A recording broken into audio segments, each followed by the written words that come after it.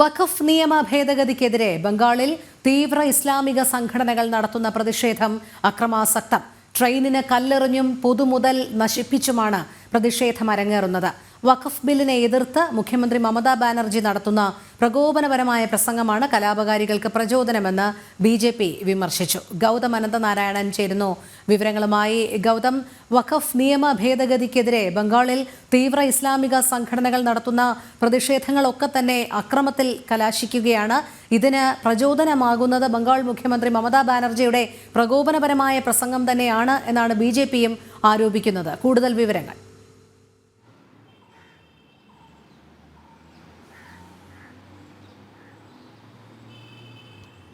രോഹിണി, CAയുടെ കാലത്ത് CA bill പാസ്സാക്കുന്ന സമയത്ത് നമ്മുടെ രാജ്യത്ത് തീവ്ര ഇസ്ലാമിക സംഘടനകൾ നടത്തിയിട്ടുള്ള കലാപങ്ങൾ നമുക്ക് ഓർമ്മയുള്ളതാണ്. പ്രത്യേകിച്ച് രാജ്യതലസ്ഥാനമായ ഡൽഹിയിൽ 2020 ഫെബ്രുവരി 23, 24 തീയതികളിൽ നടന്ന കലാപം, അതോടൊപ്പം തന്നെ അസ്സാമിലെ ഗുവാഹട്ടി, കർണാടകയിലെ മംഗലാപുരം, ഈ സ്ഥലങ്ങളിലൊക്കെ ഇസ്ലാമിസ്റ്റുകൾ അന്ന് വലിയ അക്രമം അഴിച്ചുവിടുകയും പിന്നീട് പോലീസ് വെടിവെപ്പുണ്ടാകുകയും ഒക്കെ ചെയ്തു. അതിന് സമാനമായ രീതിയിൽ പ്രശ്നങ്ങൾ സൃഷ്ടിക്കാനുള്ള ശ്രമം നടക്കുന്നുണ്ട്. പക്ഷേ രാജ്യത്തെ രഹസ്യാന്വേഷണ ഏജൻസികളും മറ്റും നേരത്തെ ഇക്കാര്യം ചൂണ്ടിക്കാണിച്ചതിനാൽ കേന്ദ്ര ആഭ്യന്തര മന്ത്രാലയം ഉൾപ്പെടെ വലിയ ജാഗ്രത മിക്ക സംസ്ഥാനങ്ങളിലും കൈക്കൊണ്ടു.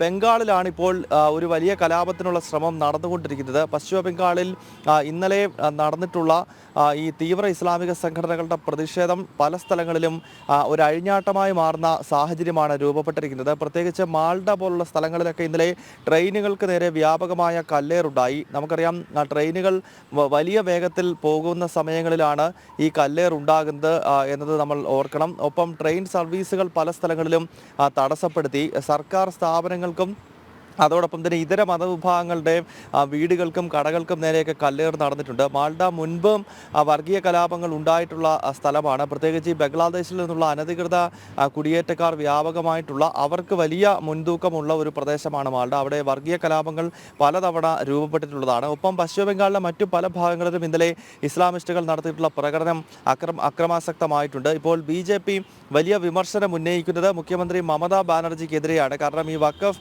ഭേദഗതി ബില്ല് പാസ്സാകുന്ന ഘട്ടത്തിൽ ഉൾപ്പെടെ മമതാ ബാനർജി പ്രകോപനപരമായ പ്രസംഗങ്ങൾ നടത്തിയിരുന്നു. നേരത്തെ CAയുടെ സമയത്തും മമത ഈ ഇസ്ലാമിസ്റ്റുകളെ പ്രീണിപ്പിക്കുന്ന രീതിയിലുള്ള പ്രസംഗങ്ങൾ നടത്തി. അതാണ് പിന്നീട് വലിയ കലാപങ്ങൾക്ക് വഴിവെച്ചത്. ഇപ്പോൾ മമതാ ബാനർജി വഖഫ് ഭേദഗതി ബില്ലിനെതിരെ നടത്തിയിട്ടുള്ള പ്രസംഗമാണ് ഈ അഴിഞ്ഞാട്ടത്തിന് വഴിവെച്ചിരിക്കുന്നത് എന്നാണ് BJP സംസ്ഥാന നേതാക്കളാണെങ്കിലും പ്രതിപക്ഷ നേതാവ് സുവേന്ദു അധികാരിയും BJPയുടെ ദേശീയ തലത്തിൽ അമിത് മാളവി ഉൾപ്പെടെയുള്ള നേതാക്കളാണെങ്കിലും ഇപ്പോൾ പ്രതികരിച്ചിരിക്കുന്നത്. മമതാ ബാനർജി നടത്തുന്ന പ്രസംഗങ്ങളാണ് തീവ്ര വിഭാഗക്കാരെ പ്രീണിപ്പിക്കുന്നത് എന്നതാണ്. അതിനാൽ ഇപ്പോൾ നടന്നുകൊണ്ടിരിക്കുന്ന ഈ അക്രമ സംഭവങ്ങളുടെ ഉത്തരവാദിത്തം പശ്ചിമ ബംഗാൾ സർക്കാരിനാണെന്നാണ് BJP വിമർശിക്കുന്നത്. രോഹിണി, ഗൗതം, നമുക്കറിയാം, അതുമാത്രമല്ല ഇത്തരത്തിലുള്ള അക്രമികളെ പ്രോത്സാഹിപ്പിക്കുക, അവർക്കെതിരെ തുടർ നിയമ നടപടികൾ സ്വീകരിക്കാതിരിക്കുക, ഇതൊക്കെ മമതാ സർക്കാരിൻ്റെ ഒരു പതിവ് നയം തന്നെയാണ്. അതുകൊണ്ടാണ് ഇപ്പോൾ ഈ വഖഫ് നിയമ ഭേദഗതി ബില്ലിനെതിരെ ഇസ്ലാമിസ്റ്റുകൾ ഇങ്ങനെ പൊതുമുതൽ നശിപ്പിച്ച് തുടങ്ങിയിരിക്കുന്നത്. പക്ഷേ അതിനുശേഷം അടുത്ത ഘട്ടം എന്ന് പറയുന്നത് അവർ പതിവ് പോലെ ഹിന്ദുക്കൾക്കെതിരെയുള്ള ഒരു അക്രമമായി ഇതിനെ മാറ്റും എന്നുള്ളത് തന്നെയാണ്. കാരണം അതിന് സർക്കാർ ഒത്താശ നൽകുന്നു, ഇതിൽ പിടിക്കപ്പെടുന്നില്ല, തുടർ നിയമ നടപടികൾ സ്വീകരിക്കുന്നില്ല എന്നുള്ള ഒരു ബോധ്യം അവർക്ക് ഉണ്ട്. അത് സർക്കാർ തന്നെ നൽകുന്നതുമാണ് എന്ന് തന്നെയല്ലേ?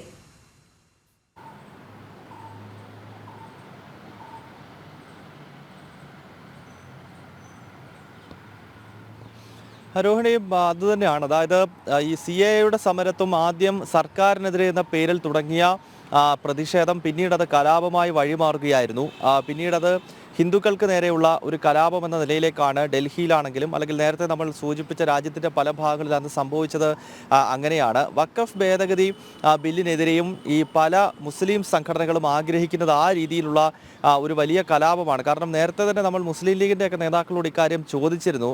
ഈ വലിയ പ്രക്ഷോഭം നടത്തുമെന്ന് പറയുമ്പോൾ അത് CA മോഡലിലാണോ എന്ന് ചോദിക്കുമ്പോൾ അതേ എന്ന് തന്നെയാണ് ഇവരെല്ലാം ഉത്തരം നൽകിയിട്ടുള്ളത്. അതിനാൽ മുസ്ലിം ലീഗ് ആണെങ്കിലും AIMIM ആണെങ്കിലും AIU UDF ആണെങ്കിലും ഇതെല്ലാം രാജ്യത്തെ പ്രധാനപ്പെട്ട മുസ്ലിം രാഷ്ട്രീയ പാർട്ടികളാണ്. ഇവരെല്ലാം ഈ രീതിയിലുള്ള CAA മോഡലിലുള്ള പ്രക്ഷോഭം എന്ന് പറയുമ്പോൾ തീർച്ചയായും അത് ഇതര മതവിഭാഗങ്ങൾക്കെതിരെ കലാപമാണ് എന്ന കാര്യത്തിൽ യാതൊരു സംശയവുമില്ല. പോപ്പുലർ ഫ്രണ്ടിൻ്റെ നിരോധനത്തിന് തന്നെ പ്രധാനപ്പെട്ട കാരണങ്ങളിലൊന്ന് CAA വിരുദ്ധ സമരങ്ങളിൽ PFI നടത്തിയിട്ടുള്ള കടന്നുകയറ്റവും അക്രമ പരമ്പരകളുമാണ്. അതിനാൽ വളരെ ഗൗരവത്തോടെയാണ് ഇപ്പോൾ ഈ രാജ്യത്തിൻ്റെ ചില ഭാഗങ്ങളിലെങ്കിലും നടന്നുകൊണ്ടിരിക്കുന്ന അക്രമ സംഭവങ്ങളെ കേന്ദ്ര സർക്കാരും കേന്ദ്ര ഏജൻസികളും നോക്കിക്കാണുന്നത്. പശ്ചിമ ബംഗാളിലാണിപ്പോൾ വ്യാപകമായ അക്രമം ഈ വഖഫ് ഭേദഗതി ബില്ലിൻ്റെ പേരിൽ ഇസ്ലാമിസ്റ്റുകൾ നടത്തുന്നത്. അവിടെ നമുക്കറിയാം അവിടുത്തെ സാഹചര്യം വളരെ മുൻപും അതാണ്. കാരണം മമതാ ബാനർജിയെ സംബന്ധിച്ചിടത്തോളം മുസ്ലിം വോട്ട് ബാങ്ക് ഒരു പ്രധാനപ്പെട്ട ഘടകമാണ്. മാത്രമല്ല ഒരു വർഷം കഴിഞ്ഞാൽ ബംഗാളിൽ നിയമസഭാ തെരഞ്ഞെടുപ്പ് കൂടി വരികയാണ്. കേരളത്തിനൊപ്പമാണ്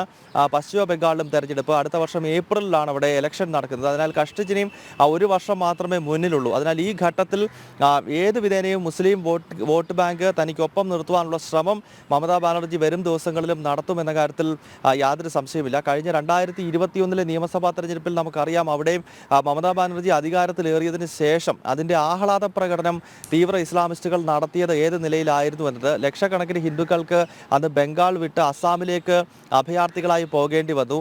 നൂറുകണക്കിന് ആളുകളാണ് ആ കലാപത്തിൽ കൊല്ലപ്പെട്ടത്. BJPയുടെ പ്രവർത്തകർ മാത്രമല്ല ഹിന്ദു വിശ്വാസികളാണ് എന്നതിൻ്റെ അടിസ്ഥാനത്തിൽ തന്നെ അവരെ തെരഞ്ഞുപിടിച്ച് ഈ അതിർത്തി പ്രദേശങ്ങളിൽ മാൾഡ, നോർത്ത് 24 പർഗാനാസ് ഈ ജില്ലകളിലൊക്കെ അത്തരം വലിയ രൂക്ഷമായ ആക്രമണം മുസ്ലിം തീവ്രവാദ സംഘടനകൾ അഴിച്ചുവിട്ടിരുന്നു. അതിനാൽ ഇലക്ഷൻ വിജയിച്ചതിൻ്റെ ആഹ്ലാദ പ്രകടനം ആ ദിശയിലാണെങ്കിൽ ഈ 5 വർഷം കഴിയുമ്പോൾ അടുത്തൊരു തെരഞ്ഞെടുപ്പ് വരുമ്പോൾ വീണ്ടും മമതാ ബാനർജിക്ക് പിന്തുണ നൽകുക എന്നത് മുസ്ലിം സംഘടനകളുടെ കടമയായി അവർ കാണുന്നു.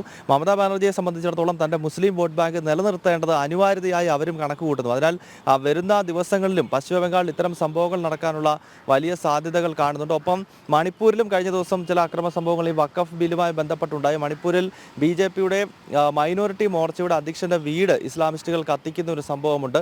അങ്ങനെ പല ഭാഗങ്ങളിലും ഇങ്ങനെ ഒറ്റപ്പെട്ട അക്രമ സംഭവങ്ങൾ നടക്കുന്നുണ്ട്. രോഹിണി. ശരി ഗൗതം. വഖഫ് നിയമ ഭേദഗതിക്കെതിരെ ബംഗാളിൽ തീവ്ര ഇസ്ലാമിക സംഘടനകൾ നടത്തുന്ന പ്രതിഷേധം അക്രമാസക്തം. ട്രെയിനിന് കല്ലെറിഞ്ഞും പൊതുമുതൽ നശിപ്പിച്ചുമാണ് പ്രതിഷേധം അരങ്ങേറുന്നത്. പക്ഷേ അത് പരിധി വിടാനുള്ള സാധ്യതകളും കാണുന്നുണ്ട്. ഇതിനെല്ലാം കാരണം മുഖ്യമന്ത്രി മമതാ ബാനർജി നടത്തുന്ന പ്രകോപനപരമായ പ്രസംഗമാണ് കലാപകാരികൾക്ക് പ്രചോദനമാകുന്നത് എന്ന് BJPയും വിമർശിക്കുന്നു. ഗൗതം അനന്തനാരായണനാണ് വിവരങ്ങൾ നൽകിയത്.